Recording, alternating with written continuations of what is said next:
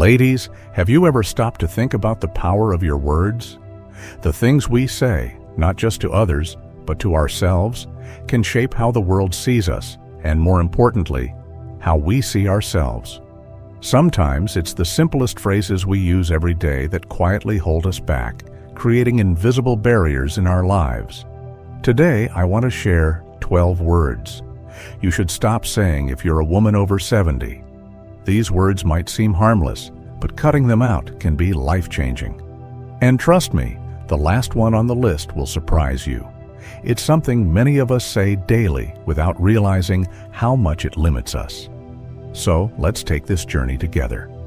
Drop a comment below with your city, and don't forget to like and subscribe to this channel for more wisdom designed just for you. Let's dive into the first word and see how small changes in your language can make a big difference. 1. I'm too old. Let's start with a phrase I hear far too often. I'm too old. Ladies, let me tell you something. Age is not a finish line, it's not a barrier. It's a chapter in your story, and you are the author. Yet so many times, I've heard women say things like, I'm too old to learn technology, or I'm too old to start exercising. These words may feel like facts, but in reality, they're just beliefs, ones that can hold you back. I remember talking to a dear friend of mine, Margaret, not long ago. She was convinced she couldn't learn how to use video calls. I'm too old for all this, she said. But her granddaughter lived across the country, and the thought of seeing her smile on a screen was enough to give it a try. Slowly, with a little patience and practice, she mastered it. Today, she's not just video chatting, she's sending emails, sharing photos, and even teaching other women how to do it. The truth is, saying I'm too old puts a wall where there doesn't need to be one. Your body and mind may evolve with age, but they're far more adaptable than we give them credit for. Instead of saying, I'm too old for that, try, this is new to me, but I'm willing to learn. These small shifts in language can open doors to experiences you never thought possible. Think about it. There's no rule book saying you can't try new things after a certain age, whether it's learning a new skill, traveling somewhere new, or even trying yoga for the first time. The only limits are the ones you place on yourself. So, the next time you catch yourself saying, I'm too old, I challenge you to stop and ask, what's one small step I can take to try? You'll be amazed at what you can accomplish when you stop letting that phrase dictate your life. Now, let's talk about another common word that holds many of us back. Sorry. 2. Sorry. Now, let's move on to a word that many of us use without even realizing its impact. Sorry. Ladies, have you ever caught yourself apologizing for things that don't actually need an apology? Sorry to bother you. Sorry, I don't know how to do that. Or even, sorry, I'm late. These may seem like harmless phrases, but over time, they chip away at your confidence. When you say sorry too often, it's as if you're apologizing for simply existing, for taking up space. And let me tell you, you have every right to take up space. I once worked with a lovely woman named Helen. She was in her late 70s and had recently joined a community group where she wanted to share her ideas for local events. Every time she spoke up, she'd begin with, I'm sorry, but this might not be a good idea. Or, sorry if I'm overstepping. Eventually, I asked her why she felt the need to apologize for sharing her wisdom. She thought for a moment and said, I guess I don't want to sound pushy. But the truth is, Helen's ideas were brilliant, and the group respected her insights. She just needed to trust her voice. Instead of defaulting to, sorry, try flipping the script. If you're late, say, thank you for waiting. If you're asking a question, say, I'd love to learn more about that. These small changes shift the focus away from guilt and towards gratitude and curiosity. They also signal to others that your voice matters, which it absolutely does. The next time you catch yourself saying sorry unnecessarily, pause. Ask yourself, am I actually apologizing for something I did wrong? Or am I undervaluing myself? Over time, this simple habit will help you reclaim your confidence and the respect you deserve. 3. I can't. Now let's talk about a phrase that can quietly build walls around your potential. I can't. Ladies, how often have you said, I can't figure out this new phone, or I can't travel like I used to? I get it. Life changes as we age, and certain things may not come as easily as they once did. But the words I can't often stop us before we've even tried. They create a mindset of defeat, convincing us that the door is already closed when, in reality, it's wide open. I remember my neighbor Alice, who's in her 70s. She avoided using her new smartphone for months, saying, I can't figure out all that complicated stuff. But one day, her granddaughter came over and showed her how to video call. With a little guidance and some patience, Alice discovered that not only could she learn to use her phone, but she could also send pictures, join group chats, and even order groceries online. She lit up when she realized how much easier her life had become because she was willing to try. When you say, I can't, you're shutting yourself off from possibility. Instead, try saying, I'll give it a shot, or this is new to me, but I'm willing to learn. Baby steps can make a big difference. Start with something small, like learning to video call a loved one or trying a new recipe. Each success, no matter how small, builds confidence and opens the door to even greater achievements. Life doesn't come with an age limit on trying new things. Every skill you have now was once something you couldn't do. Remember that. The next time you're tempted to say, I can't, pause and ask yourself, what's one small step I can take to try? 4. I used to be. Let's talk about a phrase that can quietly pull us away from the joy of the present. I used to be. It's natural to reflect on the past. We've all done it. I used to be more fit. I used to have more energy. Or I used to be so much more patient. These words might seem like harmless nostalgia, but they can leave you stuck, focusing on what you feel you've lost rather than what you've gained. A dear friend of mine, Carol, shared this struggle with me not long ago. She said, I used to be able to garden for hours without even feeling tired, but now I can't do half of what I did back then. I told her, Carol, maybe you don't spend as much time in the garden, but have you noticed how much more you enjoy the time you do spend there now? Instead of rushing, you savor every moment. That's not less, it's more. The truth is, every phase of life brings new gifts. While you may no longer have the energy of your 30s or 40s, you've gained something even greater: wisdom, clarity, and the ability to prioritize what truly matters. Instead of saying, I used to be more fit, say, today, I focus on staying active in ways that feel good to me. Shifting your mindset from regret to appreciation can transform how you see yourself. Life is not about holding on to the past, but celebrating the richness of the present. 5. It's always been this way. Let's take a moment to reflect on the phrase, it's always been this way. At first glance, it might seem like a harmless acknowledgement of tradition or routine, but when you rely on it too often, it can become a quiet form of resignation. I've always handled things this way, or this is how it's always been in my family, can keep you locked in patterns that no longer serve you, preventing growth and new opportunities. I recall a woman named Diane who came to a community event I was hosting. She shared how she'd always avoided group exercise classes because, in her words, I've always done my own thing at home. But after some encouragement, she gave a beginner's yoga class a try. By the end of the session, she was smiling, feeling more energized than she had in years, and even made a new friend. Diane later told me, I didn't realize how much I needed this. I just never thought to do it differently. The truth is, it's always been this way doesn't mean it has to stay that way. Life is full of opportunities to try something new, whether it's changing a health routine, rethinking family dynamics, or exploring a hobby you've never considered. Instead of clinging to the old, Ask yourself, what new approach can I try? Breaking free from routine can be intimidating, but it's also exciting. Your willingness to try something different might just lead to a new chapter filled with growth, joy, and connection. 6. I'm fine.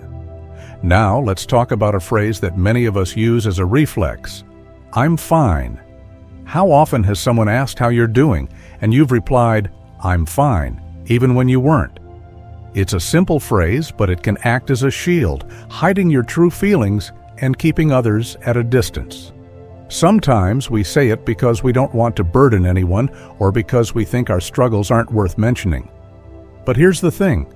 By saying, I'm fine, when you're not, you close the door to the connection and support that could make all the difference. I think back to a conversation I had with Martha, a widow in her early 70s. When I asked how she was, she smiled and said, I'm fine. But I noticed her eyes told a different story. With a little encouragement, she opened up about feeling lonely after losing her husband. That moment of honesty led her to join a local book club, where she made new friends who shared her love for reading. It wasn't easy for her to admit she wasn't fine, but it was the first step toward healing. Instead of defaulting to, I'm fine, try something more authentic, like, I'm managing, but it's been a challenging time, or I'm doing okay, but I've had better days. These simple shifts invite understanding and show others you're open to connection. Being honest about how you feel doesn't make you a burden. It makes you human. And often, it's in those moments of vulnerability that we find the deepest support and friendship. 7. Just. Let's shine a light on a tiny word with a surprisingly big impact. Just. At first glance, just seems harmless. But when you use it often, it can subtly undermine your authority and self-worth. Think about phrases like, I just wanted to check in, or I'm just saying. Adding just can make your words sound hesitant, as if you're apologizing for speaking up or asking for something. I remember a time when my friend Eleanor was preparing to talk to her doctor about some health concerns. She practiced what she wanted to say with me and started with, I just wanted to ask about my medication. I stopped her and said, Eleanor, drop the just. You're not asking for a favor, you're advocating for your health. When she removed that word, her statement became clearer and more confident. It wasn't long before she told me how much better her conversation with the doctor had gone. Here's a simple way to take back your power. Try removing just from your everyday language. Instead of saying, I just wanted to check in, say, I wanted to check in. Instead of, I'm just saying, try, this is what I think. These small changes might feel bold at first, but they'll help you communicate with more clarity and confidence over time. Remember, your voice deserves to be heard, fully and without apology. 8. Should now. Let's talk about a word that carries a heavy weight. Should. How many times a day do you find yourself saying, I should have done this, or I should be doing that? Should is a word soaked in guilt and self-imposed pressure.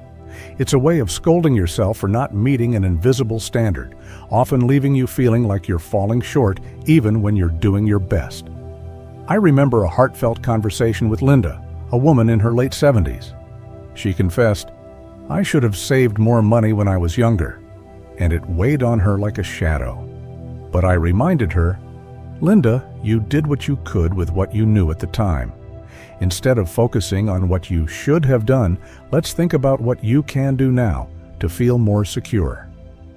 That shift in perspective helped her let go of regret and start creating small, positive changes in her finances. The next time you feel a should creeping in, try reframing it. Replace I should exercise more with I choose to move my body because it feels good. Or instead of I should visit my children more often, say, I want to spend more time with my family because it brings me joy. When you swap should for words that reflect choice and desire, you reclaim control of your actions. Life isn't about obligation. It's about living in a way that feels meaningful and fulfilling. 9. Ugly. Now, let's address a word that I wish no one ever used to describe themselves. Ugly. Ladies, I've heard so many women look in the mirror and say things like, "I hate these wrinkles," or "My hair looks so ugly today." But let me tell you something. Those wrinkles, they're not flaws. They're proof of a life well lived. Every line tells a story. Every silver strand reflects the wisdom and grace you've earned.